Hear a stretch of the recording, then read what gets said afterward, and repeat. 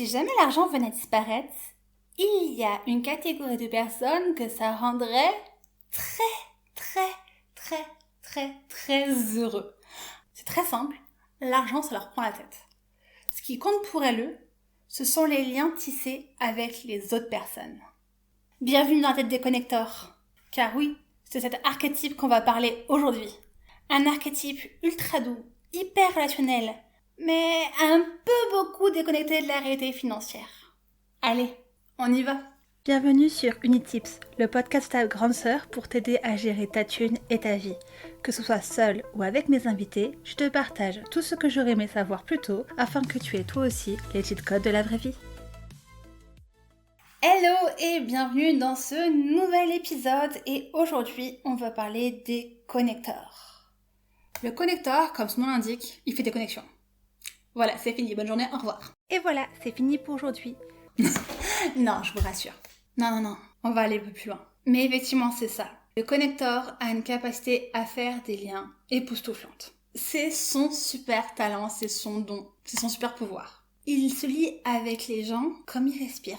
Ça donne notamment Beng Chen, qui est un magnifique exemple du connecteur, qui connaît la moitié de la K-pop et l'autre moitié de la K-pop le connaît. Il a même réussi à faire copain-copain avec Ryan Reynolds pour vous dire. Parce que oui, dans la tête des connecteurs, c'est comme une grosse araignée. Je vous rassure pour les arachnophobes, je vais rien montrer. Mais en fait, tout est organisé par lien et rattaché à différentes choses. Alors ça a des points forts, parce que par exemple, un connecteur, quand il doit apprendre à l'école, c'est très facile une fois qu'il a réussi à créer un lien. Par contre, lui faire apprendre quelque chose de par cœur en lui disant « apprends bêtement et méchamment », ça va être beaucoup plus dur, en règle générale. Mais s'il a réussi à faire un lien, c'est bon, ça pourrait rester toute sa vie tant qu'il est capable de retrouver le lien. Pour vous dire, moi-même, je suis connecteur, et en fait, quand je dû apprendre mes définitions, genre la définition du médicament, en pharmacie, qui est longue comme le bras, je l'ai appris en faisant des liens. Alors, je peux pas vous la réciter mot pour mot aujourd'hui, mais je sais encore exactement comment elle est construite, et si vous me laissez quelques minutes, je serai capable de vous donner un résultat plus que satisfaisant. Parce que le médicament, c'est une substance qui a 3 effets. Soit elle peut soigner,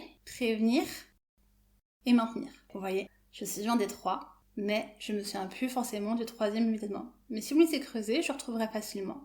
Parce qu'en fait, il suffit de reprendre les effets des médicaments de manière générale. Et une fois qu'on avait listé le premier, il fallait lister toutes les différentes formes qui existent. Donc la voie orale, nasale, oculaire, auriculaire, rectale, dermatologique, voilà, donc les crèmes, les pommades, les suppositoires, les gouttes pour les oreilles, les gouttes pour le nez, les gouttes pour les yeux, voilà. Typiquement, c'est une façon d'apprendre d'un connecteur. Parce qu'en fait, j'ai juste besoin de faire des connexions et c'est bon, c'est entré. Donc si t'es connecteur et que t'es encore à l'école, profites-en. C'est ton moyen idéal pour pouvoir apprendre, c'est ton cheat code, rien qu'à toi. Comme je disais, ça a des inconvénients parce que pour apprendre du par cœur, c'est plus compliqué, mais comme t'as vu à l'instant avec les définitions du médicament, c'est pas impossible. Pour rappel, ces définitions, je l'ai apprises il y a 15 ans. Voilà, elle est encore vachement dans ma tête. Donc voilà, le connecteur, il fait des connexions, des liens entre les gens, entre les problèmes. C'est un problem solver, comme on dirait, donc un résolveur de problèmes. Parce qu'en fait, cette personne qui connaît tout le monde, non pas pour se vanter, genre c'est non pas je connais machin bidule chouette, non, vous lui parlez d'un truc, elle dit ah oui, vous pouvez lui parler de ce que vous voulez, elle a forcément entendu parler ou un moyen de rattacher une solution à vous. Vous avez un problème de plomberie, elle a un super plombier à vous recommander. Ou vous avez un problème spécifique sur votre voiture, si elle a pas un garagiste spécialisé à vous recommander, c'est qu'elle connaît quelqu'un qui a le même problème et elle peut vous proposer de rentrer en contact avec la personne pour pouvoir justement trouver comment la résoudre son problème. Le connecteur, c'est un petit peu celui qui a les bons tuyaux naturellement. Encore une fois, je vous rappelle, c'est pas parce que vous n'êtes pas connecteur que vous pouvez pas être comme ça. Mais c'est juste que le connecteur fait ça comme il respire, ça ne lui demande pas d'énergie. Quand vous lui parlez de quelque chose, automatiquement, il va le rattacher, il va le relier à autre chose. Un connecteur qui ne fait pas de liaison, c'est que soit il est vraiment très malade et très fatigué, soit il en a rien à cirer ce que vous dites. Il en a vraiment rien à cirer et en fait, il est carrément en train de pas vous écouter. Parce que si vous écoutez, comme ça se fait automatiquement, ça viendrait automatiquement aussi au cerveau. Donc voilà. Le connecteur, c'est quelqu'un qui connecte. Mine de rien, on en revient au point de base. Et son kiff particulier, c'est de connecter les gens. Et c'est là-dessus qu'on va voir ça. Le connecteur, vraiment, ce qui va le pousser, ce qui va l'animer, son objectif dans sa vie, sa vision du succès, ça va être le fait de vivre des expériences avec des gens. Contrairement à l'alchimiste qui a donné des expériences par lui-même, tout seul, comme un grand, cassez-vous, laissez-moi en paix. Le connecteur a besoin de passer du temps avec les gens. L'expérience, elle est avec les personnes qui sont vécues, elle est pas dans ce qu'il fait en tant que tel. Typiquement, quand j'étais en Corée, il y a un dimanche où j'ai pu manger avec des locaux le midi et le soir, ça a compté comme juste pour moi. Oui, alors Alors, parce qu'il faut savoir une chose, c'est qu'en fait, comme je me fatigue extrêmement vite, quand j'étais en Corée, c'était 1 jour de visite, 2-3 jours de repos, 1 jour de visite, 2-3 jours de repos. Et en fait, cette journée à manger avec les personnes, à manger avec des locaux, eh bien, ça a compté comme une journée de visite. Donc en fait, on pourrait se dire, mince, il y a une journée découverte qui est entièrement passée à la trappe, soit 4 jours de perdu, puisque du coup, il faut les 3 jours de repos derrière, qui sont partis à la trappe juste pour ça. C'est bête. Bah non, parce qu'en fait, moi qui suis connecteur, pour moi, ça avait autant de valeur que la visite d'un temple ou d'un palais. C'était important. Quand je suis allée en Corée, ce qui m'a fait plaisir, c'est que j'ai pu justement connecter avec des locaux. Donc le connecteur, vous pouvez l'emmener à McDo, même s'il aime pas, il s'en fiche, parce que ce qu'il va voir surtout, c'est les gens avec qui il est. Bon, s'il déteste McDo, ça va être plus compliqué, il préférait sûrement être ailleurs. Mais ce que cette personne va rechercher avant tout, c'est les personnes. C'est pouvoir passer un moment. Et là, on tombe justement dans le risque de déséquilibre d'un connecteur. C'est qu'en fait, comme la relation avec les autres est hyper importante, c'est quelqu'un qui peut avoir facilement du mal à dire non. Poser des limites. Surtout s'il y a de l'argent qui rentre en compte. Parce que le connecteur a une peur complètement fausse, une croyance limitante, qui est que si l'argent rentre dans la relation, elle va se casser. Elle va perdre son authenticité. Donc du coup, si on lui doit de l'argent, il va éviter de le demander. Si jamais il est sans entrepreneuriat comme moi, ça donne le fait que j'ai beaucoup de mal à mettre en avant mes offres, à vous en parler. Je me force à en parler aux gens, à leur dire, tu sais, il existe telle chose, tu vas aller plus loin. Parce que j'ai peur vraiment, que on arrête, que ça casse quelque chose. Parce que à partir du moment où en fait, je dis à la personne, voilà, c'est selon toi ce que tu veux investir et donc t'investir. Ça va de pair. L'investissement financier marque l'investissement que la personne aura dedans. Je lui donne aussi le pouvoir de décider si elle le veut, oui ou non, continuer la discussion, aller plus loin, creuser le sujet. La seule chose, c'est que de tout temps, on l'a. Mais en fait, si jamais je fais appel à l'argent, ça donne plus de raisons à la personne de vouloir arrêter une relation, alors que si jamais c'est juste une relation de bonne entente. Où là, il faudrait vraiment que j'ai fait quelque chose de négatif, que j'ai frustré la personne ou qu'on s'entende pas au niveau caractère pour que la relation s'arrête. Donc du coup, un connecteur, c'est vraiment un point qui est compliqué dès qu'on parle argent. C'est-à-dire soit demander à être payé à sa juste valeur, soit demander à ce qu'on lui rembourse l'argent ou refuser de prêter de l'argent. Il a beaucoup de mal parce que ce que le connecteur chérit, c'est vraiment cette relation entre personnes. Et il veut tout faire pour la protéger, y compris perdre de l'argent. De toute façon, il s'en fiche, l'argent, il ne le voit pas. Parce que ouais, ça c'est le gros défaut du connecteur. Oh mon dieu. Le connecteur, il échangerait des coquillages que ça lui irait tout aussi bien. Il ferait du troc que ça lui irait tout aussi bien aussi. Le connecteur n'aime pas s'occuper de l'argent. Je vais même vous dire un truc. Le connecteur, si quelqu'un pouvait s'occuper de l'argent pour lui, il serait le plus heureux au monde. Alors c'est une situation très drôle, hein. Mes parents, comme je le dis dans la podcast sur l'accumulateur, sont tous les deux accumulateurs. Mais ils sont tous les deux connecteurs. Et depuis que je suis toute petite, j'ai vu l'un balancer à l'autre. Oui, mais tu t'occupes pas des comptes. Parce que le connecteur n'a qu'un rêve, c'est que quelqu'un d'autre le fasse pour lui.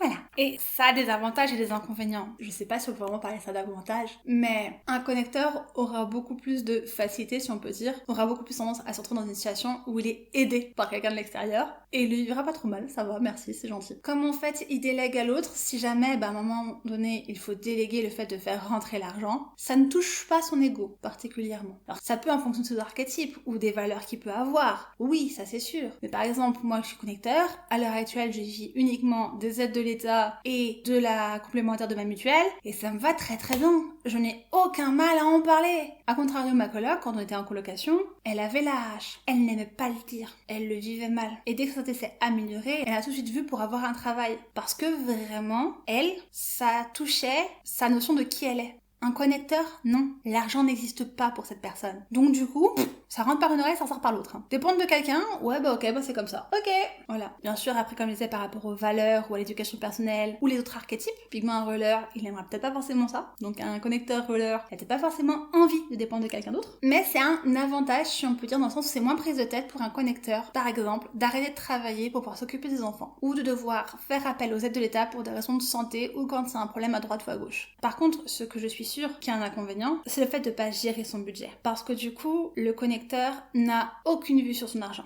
Donc premièrement, il perd de l'argent, parce que même en faisant appel à des conseillers en investissement, des conseillers en patrimoine, comme il cherche à mitiger les pertes, parce que forcément on le vivra mal si quelqu'un nous fait perdre de l'argent, alors que si c'est nous-mêmes qui l'avons fait, et bien du coup, le connecteur a tendance à passer à côté de bonnes opportunités juste parce que il l'a pas regardé et que la personne à qui il l'a confié soit ne l'a pas vu, soit estimé que c'était trop risqué et que du coup ça ne valait pas le coup en tant qu'intermédiaire de vous le proposer. Bon, c'est le premier risque. Deuxième risque, c'est à pas regarder ses finances, c'est un coup à être dans le rouge et à pas le voir. Et donc se créer des problèmes financiers. Comme il a pas envie de gérer son budget, devoir s'occuper à contacter son banquier, voir s'il faut changer de compte, tout ça. Trop prise de tête, c'est bon, le connecteur l'a déjà zappé. Et puis troisièmement, vous confiez tout votre argent dans les mains de quelqu'un. Personne n'est parfait et on peut pas garantir que la personne en face ne se barrera pas avec. Donc, en confiant la gestion de votre argent à quelqu'un d'autre, vous ouvrez malheureusement la porte bien grande à tous les arnaqueurs, usurpateurs et autres personnes qui auraient envie de s'enfuir avec votre magot. C'est pour ça que le premier conseil financier que je vais vous donner, c'est reprenez la main sur votre budget. Par contre, vous allez me ranger tout de suite ce petit tableur Excel digne des meilleurs accumulateurs et rouleurs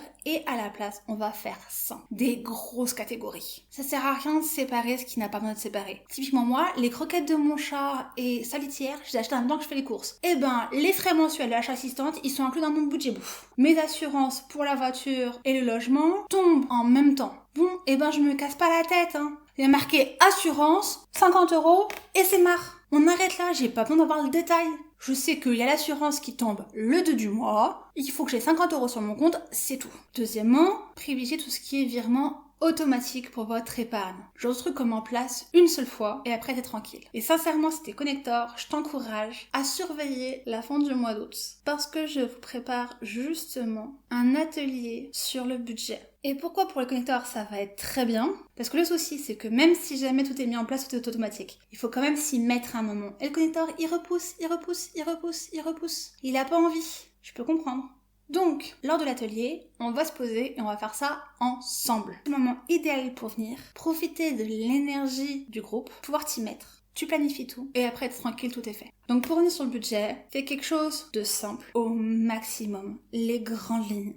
T'as pas forcément besoin de planifier à la fois tes vacances de Noël chez tonton et tata et en même temps ton prochain voyage sur Paris pour un concert et en même temps ton voyage en Corée que t'aimerais faire dans 10 ans. Non, si jamais t'en sens pas le besoin, simplifie au max. D'ailleurs, si jamais tu es accumulateur et connecteur, déjà bon courage, mais du coup, regarde ce qui te paraît le plus à l'aise et cherche un compromis entre les deux. Typiquement, le tableur Excel avec toutes les dépenses, on va dégager, mais tu apprécieras peut-être d'avoir un tableau de suivi sur tes différentes rentrées, ou avoir un budget un peu plus détaillé, à savoir quelle somme correspond à quoi. Là-dessus, c'est à toi de voir. Et c'est justement ce qu'on verra dans l'atelier à la fin du mois d'août, c'est comment adapter quelque chose à toi que tu puisses suivre. Mais pour l'instant, on se concentre sur le connecteur. Donc, si tu es connecteur, un budget ultra simple, ultra léger. 2. Mets en place des virements pour pouvoir économiser facilement sans te prendre la tête. 3.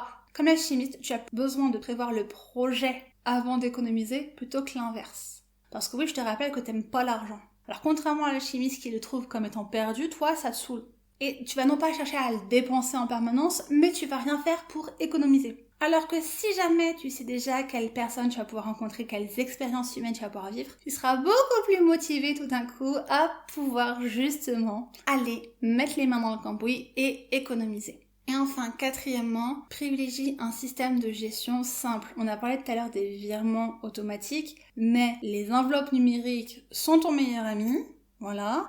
Le genre de compte où tu peux au début du mois tout dispatcher et après tu retires en fonction des cas. Une autre astuce, c'est aussi d'avoir une carte bleue spécifique pour tes dépenses courantes, type loisirs et autres. Comme ça, il y a de l'argent dessus, c'est bon, tu peux dépenser, il n'y a pas d'argent dessus, tu peux plus dépenser, t'as pas besoin de te casser la tête à suivre, t'as juste à regarder le solde sur le compte. Dans ton cas, je t'encourage à au moins mettre en place les enveloppes numériques pour le suivi de ton épargne. Surtout si jamais t'as un logement, une voiture, des projets particuliers. Parce que sinon, c'est un coup à, je veux partir en vacances, j'ai 3 000 € sur mon compte, j'ai 3 000 € pour mes vacances. Non! T'as 500 € pour tes vacances, t'as 1000 balles pour la voiture, 1000 balles de côté pour la maison au cas où, et 500 balles parce que tu sais que tu vas devoir changer la chaudière bientôt. Donc t'as pas 3000 balles à dépenser, rien que 500. Donc, comme t'as pas envie de faire un tableur, et je te comprends, je suis pareil, où tu mets tout le détail de quelle somme d'argent t'as exactement sur ton poste d'épargne spécifique, les enveloppes numériques, c'est plus facile. Revolut t'en a sorti récemment, je sais que Sumérien en fait, en plus elles offrent la possibilité de pouvoir avoir un rendement, elles t'offrent des intérêts. Moi personnellement je suis chez Gringot, ce qui me permet de pouvoir être sûr que mon argent finance uniquement des projets dans la transition écologique et ne servent non pas à payer des projets qui vont abîmer la nature, qui font appel au pétrole, au gaz ou autre. Entre les trois, j'ai fait le choix d'une banque éthique. Et cinquièmement, le connecteur en a un peu moins besoin que les autres archétypes, mais il a aussi besoin d'avoir une petite somme d'argent pour justement toutes ces petites relations avec les gens. Donc prévois-toi tous les mois un budget pour justement toutes ces expériences humaines que tu fais vivre, que ce soit aller à un musée, aller au restaurant avec des potes, passer une soirée avec une personne en particulier. À chaque fois, ce sera toujours avec d'autres personnes, parce que le connector, son plaisir est pas vraiment seul, comme je disais, mais justement, prévois de l'argent spécialement pour ça. Si jamais c'est budgété, t'es tranquille, c'est bon, c'est que c'est une dépense qui est contrôlée. Voilà, on a fini pour l'épisode sur le connector. Si jamais tu ne t'es pas reconnu à 100% dedans, c'est normal. Déjà parce que je te rappelle, on les vit tous différemment. Puis deuxièmement, on a 3 archétypes chacun. Donc forcément, ils vont s'influencer, ils vont impacter différemment notre personnalité financière en fonction des 2 autres et en fonction de leur ordre. C'est pour ça que si jamais tu veux aller plus loin et avoir des conseils personnalisés dans ton cas, pour ton budget, ta relation à l'argent, tu peux réserver une séance clarté financière. C'est un appel d'1 heure au cours duquel on examine en détail tes archétypes financiers, comment ils s'influencent entre eux, et je te livre mes meilleurs conseils pour que tu puisses garder le contrôle sur ton argent et ainsi pouvoir bien gérer ta thune et ta vie. Et voilà, c'est fini pour aujourd'hui. N'oublie pas de t'abonner et de liker l'épisode si jamais tu l'as aimé. Ça soutient la chaîne et ça permet à d'autres de pouvoir découvrir elles aussi les cheat codes de la vraie vie. Je te souhaite une bonne fin de journée et je te dis à la prochaine. Bye!